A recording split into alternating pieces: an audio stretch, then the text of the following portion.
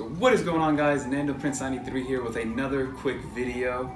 And the other day I'm subscribed to a guy named Noah Herman. I don't know if you guys have heard of him. I'll put his channel in the description below. But he came up with a video about the Apple Pencil and whether or not you need it. So that made me start to think of a cool video idea of just talking about what you need more. The Apple Smart Folio keyboard or the Apple Pencil. So let me paint you a quick picture, right? So you've been saving it for a few months, you finally had enough, you finally got that $1,000 or $1,100 or $1,200 to get the iPad Pro, right? You go, you buy it, you're super happy, this thing is awesome, you install iPad OS, you have cool new, widgets on the screen, all the stuff that comes with iPad OS, like external hard drive support, all that good stuff, and then you think to yourself like, oh wait, I just spent $1,000 plus tax on this thing, and now I gotta get a keyboard, which is $200, and an Apple Pencil, which is $130. That's where Apple kind of gets you, right? Yes, everything works amazingly, but it's very, very expensive. There are a lot of third-party keyboards that are below that $100 mark, even below that $60 mark. On Amazon, sure, they're like, Chinese knockoff brands, but that work off Bluetooth as opposed to the pin connectors, but they work, right? So again, let me paint the picture is you just spent $1,000. Hey, I only have another $150, $200 left, and I want to decide whether I want the Apple Pencil or the Apple Smart Folio keyboard. And that's what this video is going to cover, right? It's going to cover all the good stuff that comes with each one, and I'll tell you what I use each one of those for and let you kind of decide on what it is, and then I'll give you guys what I would do.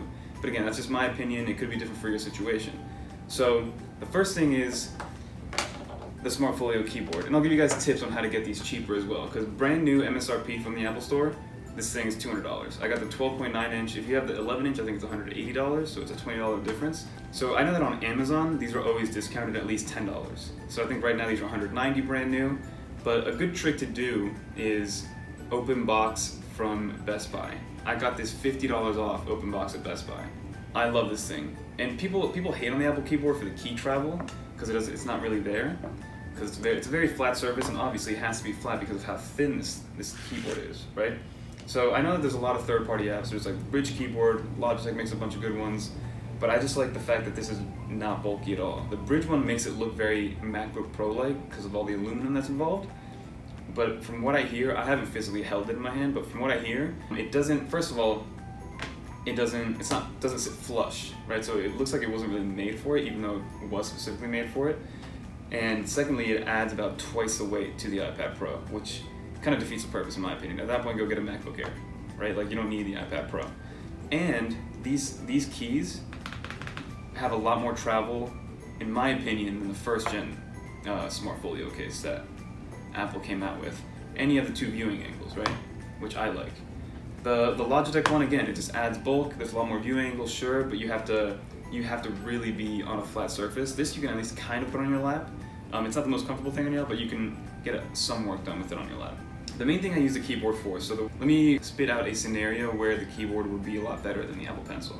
So if you use this in corporate America, let's say, you send a lot of emails, you're writing a lot of documents, you're constantly chatting on your internal Teams messaging system, whether that's Teams or Skype or Slack or whatever it is, the keyboard will work for you. I've typed out very long emails, I've written articles that I've posted on LinkedIn, and I use this keyboard for pretty much everything. I love this keyboard, and I would not choose any third-party keyboard. And again, that might be a little bit biased, but I haven't tried like the Bridge one. I've tried the Logitech one, and I haven't tried any of the third-party ones. But this one I like because A, I never have to charge it. B, it works seamlessly with all the Apple ecosystem stuff. Sure, I wish there was a couple more shortcuts at the top, like the Bluetooth ones, like brightness, volume, play, pause, forward, backward, all that stuff. But at the end of the day, it's all done, pretty well on this keyboard. And I like how small it is. I like the form factor. It's super, super slim. It adds very little weight. It slips right into my bag, and I love this keyboard. So that's the use cases for this keyboard where it makes sense to get the keyboard over the pencil, right? Because I'll be honest, I use the on-screen keyboard very rarely. I think I use it if you're typing more than a sentence with the on-screen keyboard. You need to get a physical keyboard, because the on-screen keyboard, sure, it works in short bursts. Like if you're sending an emoji, like for my YouTube thumbnails, I'll just do it on the screen, right? Because it's just a few words that I just type out and then move around and edit the actual thumbnail. But for the most part, 99.9% of the time, I'm using this keyboard to type whatever I need to type. Because the on-screen keyboard, I need something tactile in order for me to start, speeding through the messages. So again, emails, essays, Word docs. If you're doing a lot of typing, this is comfortable. And then especially if this is going to be your main computing device, I think the keyboard is the way to go. So at the end of the day, if this is your main computing device, get the keyboard over the pencil. If you're using this for emails, chats, documents, writing articles, or anything that involves just a lot of typing, if you take notes by typing as opposed to writing, I recommend the keyboard. So instances where the pencil come in handy, again, I'm not an artistic guy. I'm not sitting here designing a bunch of stuff. I'm not drawing a lot, if at all, right? It does work well. Oh, it goes on this side. So first off, again, you really don't ever have to worry about battery, because if you kind of keep these together at all times. So this thing is always charged. I've never had an issue where like, oh crap, I gotta charge it for a little while because I'm out of battery.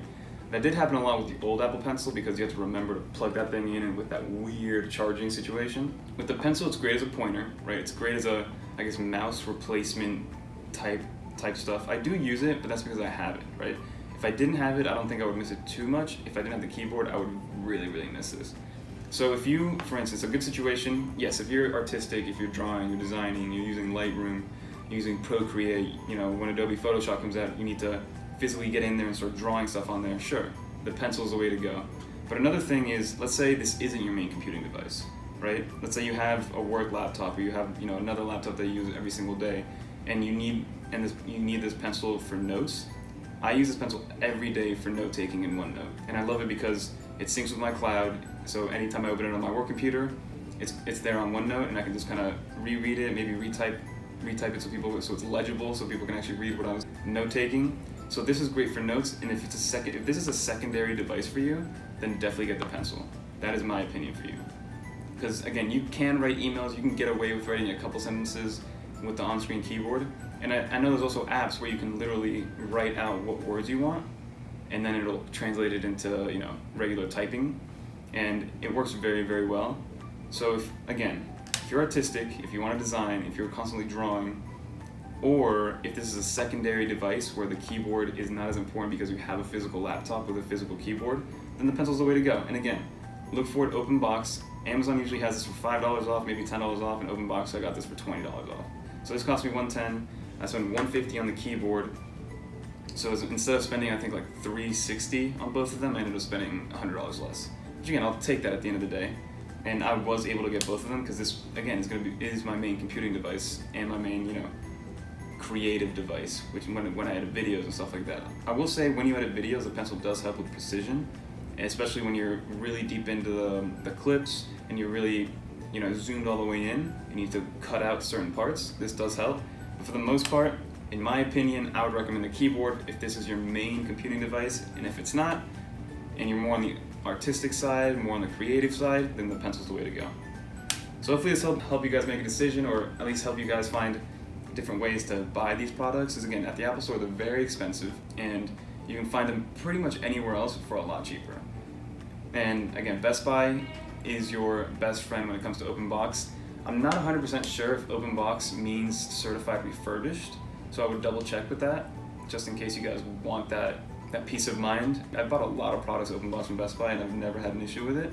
So again, highly recommend finding deals, and if you only have to get one, if you're creative and this is a secondary device, get the pencil. If this is your main device and you're doing a lot of work on it, a lot of typing, obviously get the keyboard. So that's gonna be it for this video, guys. Thank you so much for watching. Please like, comment, subscribe, because it helps grow this channel. We've been doing really, really well. And until next time, again, shout out to Noah Herman for his Apple Pencil review. If you guys have any other ideas, if you guys need me to review something else when it comes to the iPad Pro or any products in general, or accessories, let me know. Comment below.